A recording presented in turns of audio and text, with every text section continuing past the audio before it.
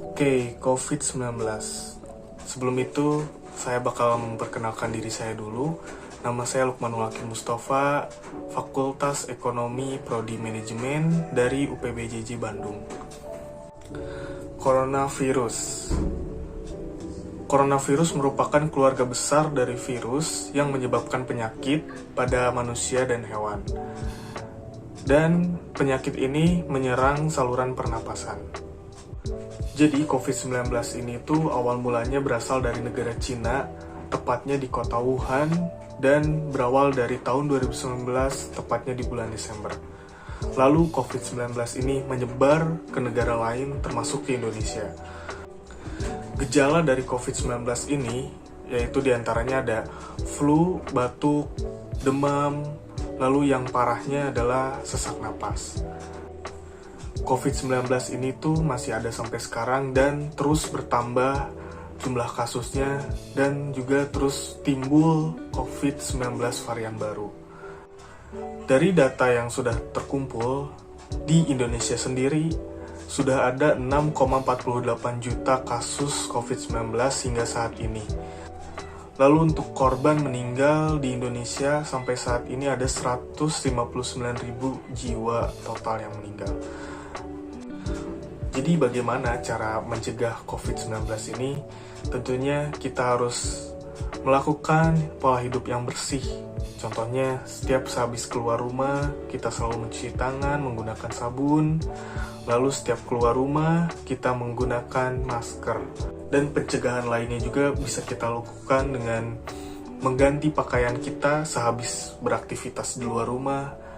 Atau juga kita bisa menjaga jarak dengan orang-orang yang di luar sana. Dan jangan menyentuh bagian muka kita sebelum kita mencuci tangan setelah beraktivitas di luar. Seperti itu. Lalu dari COVID-19 ini juga ada beberapa dampak. Mungkin di sini saya bakal membagi dua, yaitu ada dampak negatif dan dampak positifnya. Yang pertama dampak negatifnya dulu. Salah satunya yaitu dari sektor pendidikan dan ekonomi. Ya, jangan jauh-jauh dulu lah. Kita bicara di soal pendidikan aja.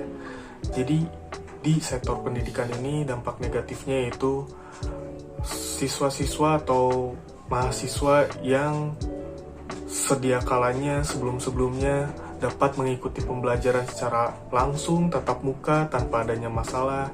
Dan mungkin karena kitanya juga sudah terbiasa dengan pola belajar yang langsung ketemu dengan pengajar, tidak melalui sistem online. Jadi kita juga harus mengubah cara belajar kita gitu. Yang merugikannya lagi yaitu saat yang seharusnya ada praktek seperti di SMK, mungkin di kuliah jurusan tertentu juga yang harusnya ada praktek, mungkin karena COVID-19 ini mereka tidak bisa praktek gitu.